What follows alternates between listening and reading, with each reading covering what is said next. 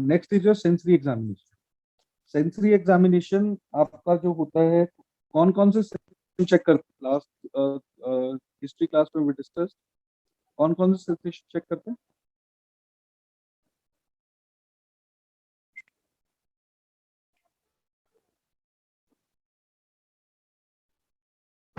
बात किया था पेन, आपने? Touch, pressure, pain, temperature.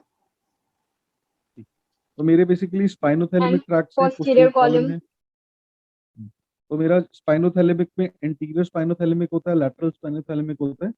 Anterior is my touch and pressure, lateral is my pain and temperature, या उल्टा चेक कर लेना ये बुक में, ठीक है। तो एंटीरियर स्पाइनोथैलेमिक, लैटरल स्पाइनोथैलेमिक, ठीक है। One is your touch and pressure, second is your pain and temperature. तो टच और प्रेशर में से कोई एक चेक कर लोगे तो पूरा स्पाइनोथैलेमिक चेक हो जाएगा, वो वाला, ठीक है। टच और प्रेशर में से क्या चेक करना चाहोगे? whether you like to check the touch, ज्यादा कन्वीनियंट कौन सा लग रहा है, टच चेक करना, प्रेशर चेक करना? टच और प्रेशर में फर्क क्या है? मतलब touch, I am talking about fine touch.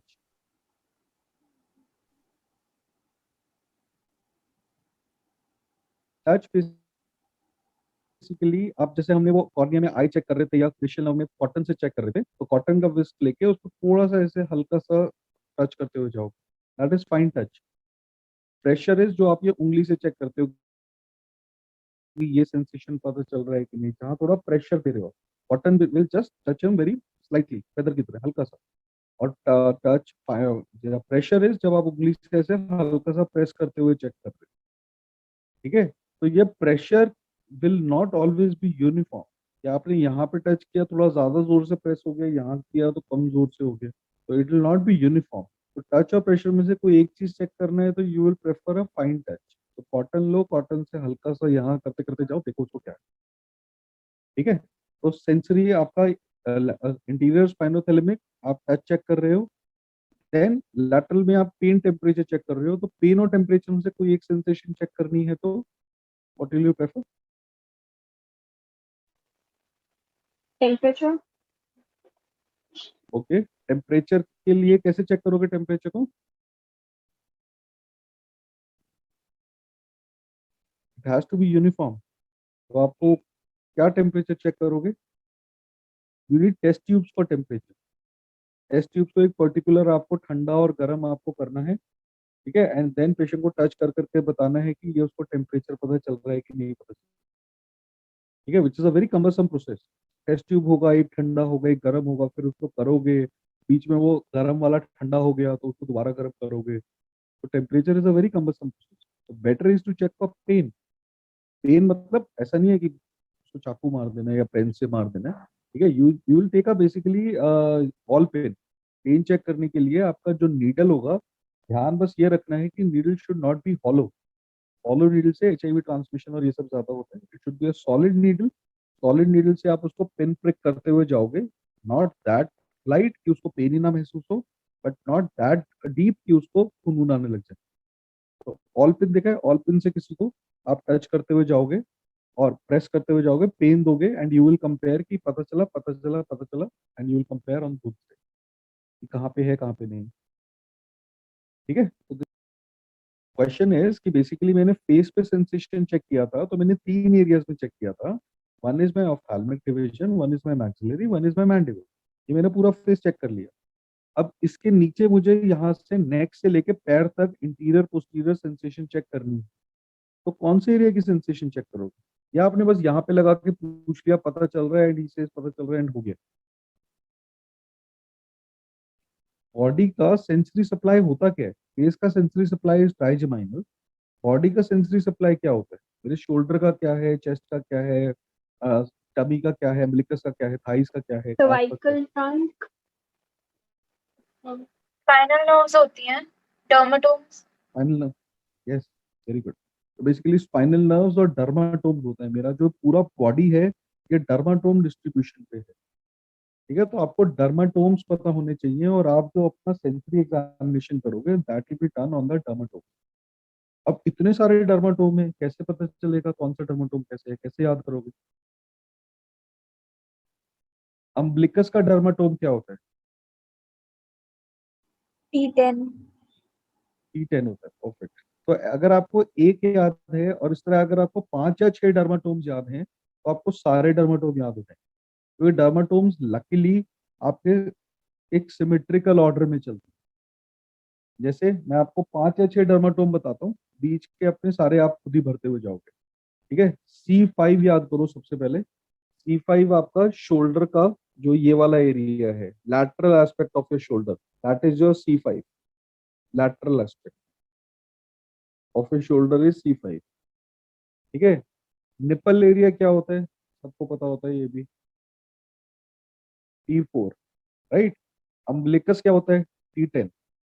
तीन हो गए। ठीक है, आपका जो पैंट होता है उसका pocket area, pant, just try to visualise, pant है, पैंट का पॉकेट एरिया, जो जब आप हाथ डाल रहे हो पैंट की पॉकेट में तो आप थाई को लैटरल टू मीडियल जा रहे हो। ठीक है, पजामे की पॉकेट या पैंट की पॉकेट, आप लैटरल टू मीडियल जा रहे हो, that is your L2 area. ठीक है, and last dermatome you need to remember is sole. Sole is S1। Sole S से स्टार्ट हो रहा है, S1। ठीक है, तो ये 5 डर्मेटोम याद कर लो, सारे डर्मेटोम याद हो गए। अब एक डायग्राम है हचिसन में जहां बंदा ऐसे सीधा खड़ा हुआ है, डर्मेटोम्स का जो डायग्राम होता है। ठीक है, हाथ उसके आगे की तरफ सीधे हैं, इस लाइन स्ट्रेट। उसमें देखो C5 मैंने ये बोला, तो C2 C3 C4 मेरा ये ऊपर वाला एरिया हो गया। Neck is my C2, lower neck is my C3, shoulder ऊपर मेरा C4 हो गया, C5 हमारा लैटरल आ गया। अब लैटरल टू मीडियल घूम के आना है। Lateral of arm is my C5, ये हम याद कर चुके हैं। ठीक है, lateral of my forearm will be C6, C5 के नीचे। ठीक है, then lateral aspect of your palm hand will be C7। Lateral to medial घूम के आना है, C5 C6 forearm, C7 hand का लैटरल एरिया, फिर C7 के बाद C8, फिर T1 आपका यहाँ पर आ जाएगा फोर आर्म पे, T2 आपका एक्सिलरी एरिया आ जाएगा, medial aspect of your arm and axilla, axilla T2। T4 nipple था तो अपर चेस्ट विल बी T3। बढ़ते हुए जाओ, C5 C6 C6 arm, C7 hand, C8 आपका यहाँ मीडियल हैंड, T1 आपका मीडियल फोर आर्म, T2 आपका medial arm and axilla, T3 आपका अपर चेस्ट, T4 मेरा निपल आ गया, राइट। अब T4 निपल है, T10 अम्बिलिकस है, इसके बीच में T5 T6 अपने आप भर लो। T5 निपल्स के थोड़ा नीचे, T6 आ गया जिपिस्टर्नम, T7 हो गया, T8 आ गया मेरा रिब्स का जो कॉस्टल मार्जिन है, T9 आ गया मेरा अम्बिलिकस के थोड़ा सा ऊपर, T10 मेरा अम्बिलिकस आ गया। T10 तक पहुंच गए हैं, L2 में पैरों में शुरू होने वाला हूँ, तो T11 T12 मेरा अम्बिलिकस के नीचे जो हाइपोगैस्ट्रियम एरिया है। ठीक है, L1 हो गया मेरा inguinal ligament, just above the pocket area, L2 मेरा पॉकेट आ गया। अब पैरों में लैटरल टू मीडियल कवर करते हुए जा रहे हैं। L2 हमने बोला ना पैंट का पॉकेट, तो L3 मेरा नी को कवर करेगा लैटरल टू मीडियल, L4 मेरा शिन को कवर करेगा interior to medial, sorry lateral to medial. L2 L3 knee हो गया, L4 शिन हो गया, L5 डॉर्सम ऑफ फुट आगे की तरफ, और फिर S1 मेरा सोल ऑफ फुट, S2 हो गया मेरा काफ, पीछे आ जाओ, इंटीरियरली तो लैटरल टू मीडियल कवर हो चुका, पीछे का एरिया रह गया।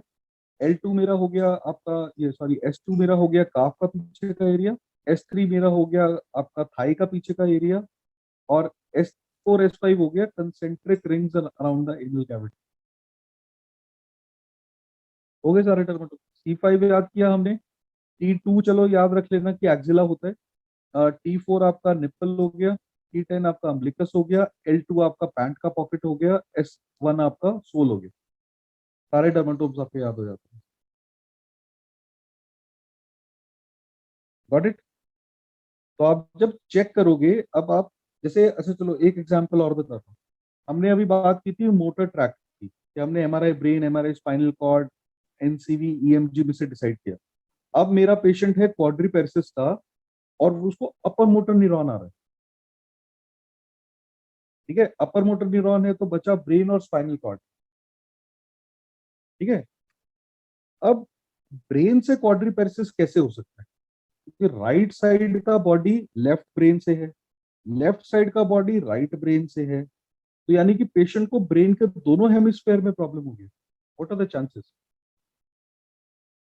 कि मतलब एक ही साथ पेशेंट को यहाँ भी और यहाँ भी दोनों साइड प्रॉब्लम होगी? मतलब अनलाइकली है, क्योंकि यहाँ का आर्टीरियल सप्लाई है, यहाँ का सब कुछ अलग है। ब्रेन एक है लेकिन जो दो उसके हेमिस्फेयर हैं वो तो पूरी अलग अलग चीज है। यहाँ का आर्टीरियल सप्लाई अलग है, यहाँ का अलग है, सारा सिस्टम ही अलग है। तो ब्रेन के अंदर बायलैटरल डिजीज होना बहुत डिफिकल्ट, मतलब प्रोबेबिलिटी वाइज। तो जो पैरापेरेसिस होते हैं या क्वाड्रिपेरेसिस होता है, they are mostly mediated by your spinal cord. अगर वो अपर मोटर न्यूरॉन, ब्रेन से होने के चांस बहुत कम होते हैं। ठीक है, लॉजिक समझ रहे हो ना? ये हो सकता है, ऐसा नहीं है कि नहीं हो सकता, बट प्रोबेबिलिटी कम। तो अब मैंने सोचा यार स्पाइनल कॉर्ड से लग रहा है मुझे। ठीक है, और वैसे भी उसका higher mental function, cranial nerve सब कुछ नॉर्मल था, तो मुझे लग रहा है शायद ब्रेन से नहीं है, this is something related to the spinal cord. Upper motor neuron था लीजन पे। अब स्पाइनल कॉर्ड में मैं उसका सर्वाइकल का स्पाइनल कॉर्ड एमआरआई कराऊं, थोरैसिक का cervical cord is a very big area, brain का तो एक साथ एमआरआई हो जाता है, बट एमआरआई स्पाइनल कॉर्ड का we have to tell them कि सर्वाइकल देखना है, थोरैसिक देखना है, लंबर देखना है। थोरैसिक भी क्योंकि T1 to T12 is a big area, upper thoracic देखना है, लोअर थोरैसिक देखना है, या लंबोसेकल छोटा सा एरिया होता है वो एक साथ देख सकते हो एमआरआई पे। तो एमआरआई सर्वाइकल देखना है, अपर थोरैसिक, लोअर थोरैसिक या लंबोसेक्युलर। आपको कौन सा एरिया चेक करना है? Radiologist will ask you. वो कहेगा मैं चारों का, अगर आप कहोगे पूरा स्पाइन देखना है, वो कहेगा फिर मैं 4 एमआरआई के टेस्ट लूंगा।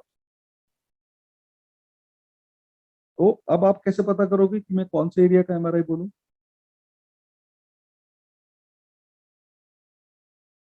एनीबडी?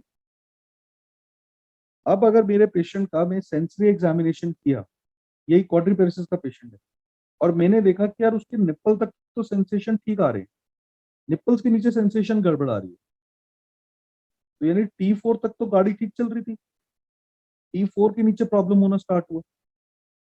ठीक है, तो मैं उसको बोलूंगा यार T4 पे गड़बड़ हुई है कुछ, तो तू थोरैसिक, अपर थोरैसिक का एमआरआई कर। तो जो सेंसरी एग्जामिनेशन है, this gives me the level of my legion.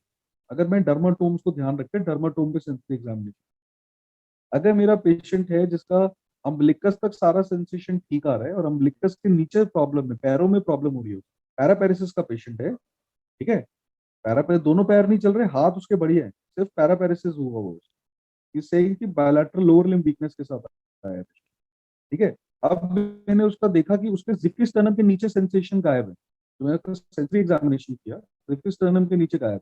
Zifi sternum I know is T6 dermatome, यानी T6 के ऊपर सेंसेशन ठीक है, तो T6 तक उसका काम ठीक चल रहा था। ठीक है, मोटर एक्शन मुझे सिर्फ ये बता रहा था कि हार्ट ठीक है, हार्ट का सप्लाई नॉर्मली सर्वाइकल से होता है, C5 C6 से सारे मसल सप्लाई होते हैं, तो वो मुझे बता रहा था सर्वाइकल ठीक है।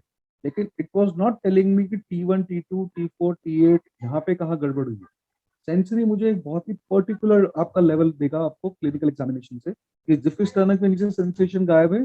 आई ऑलरेडी नो कि इसका बेसिकली T6 के नीचे प्रॉब्लम है, T6 पे प्रॉब्लम हुआ है, तो मैं उसको बोलूंगा सिर्फ तो T6 पे फोकस करके मुझे बता, तो यानी थोरासिक, मिड थोरासिक एमआरआई मुझे दे, अपर थोरासिक या lower thoracic whatever you want. ठीक है, और आपको वहां पे लीजन मिल जाएगा स्पाइनल कॉर्ड।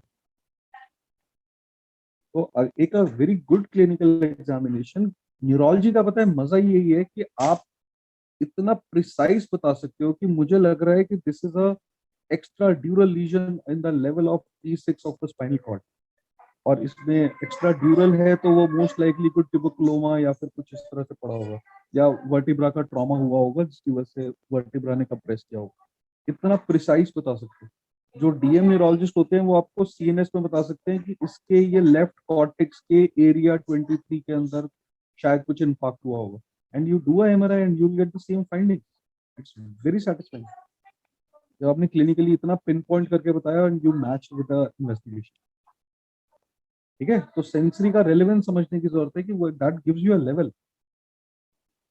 ठीक है, बाकी अलग अलग सेंसेशंस, अगेन ये हम ग्रुप्स की बात कर रहे थे, बट अगर मेरा कार्पल टनल का पेशेंट है तो मैं मीडियन नर्व अलग से चेक करूंगा उसका sensation as compared to the lateral.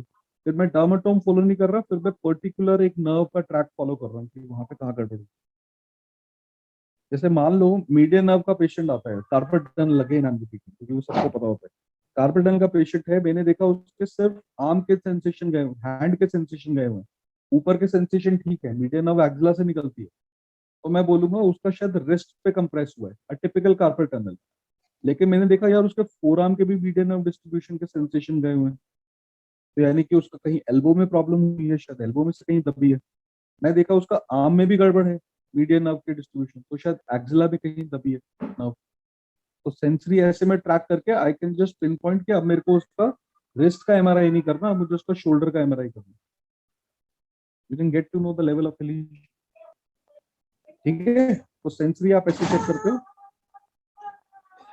Posterior column में बेसिकली आपको पोस्टीरियर कॉलम में आपको पोजीशन और वाइब्रेशन सेंस चेक करना होता है। तो वो डेमोन्स्ट्रेट करने का चीज है कि बेसिकली आपका पोजीशन, जैसे मैंने थंब लिया, थंब ये ऊपर है या नीचे है, ठीक है, आंख बंद किया, मुझे मेरे थंब का स्टिल मुझे पता है कि ये मेरा थंब नीचे है, ये मेरा थंब ऊपर है, ठीक है। बट अगर ये पोस्टीरियर कॉलम उड़ा हुआ है तो पेशेंट को पोजीशन सेंस खत्म हो जाता है कि वो आप उसको नीचे किया आपने उसके थंब को और आपने उससे पूछा, he will not be able to tell you कि बेसिकली ये नीचे था या ऊपर है। ये पोजीशन सेंस है, मेरा हाथ ये ऊपर है, ठीक है। बट अगर मैं देख रहा हूँ तो ठीक है, बट अगर मैं नहीं देख रहा तब भी मुझे अपने बॉडी का पोजीशन पता है कि ये राइट है, ये लेफ्ट है। जो भी आपका पोजीशन सेंस है ये आपका that is mediated by your posterior column. Same thing is a vibration sense कि अगर मैंने उस पर ट्यूनिंग फॉर्क मारा है अगर किसी जॉइंट पे और वो I am able to feel it, that sensation is taken by your posterior column. ठीक है, तो वो चेक करने के लिए थंब का कुछ पोजीशन होता है, वो वार्ड में कभी समझाता हूँ, इट्स नॉट दैट कॉम्प्लिकेटेड। ठीक है, तो this is about your posterior column, तो this is all about your sensory examination.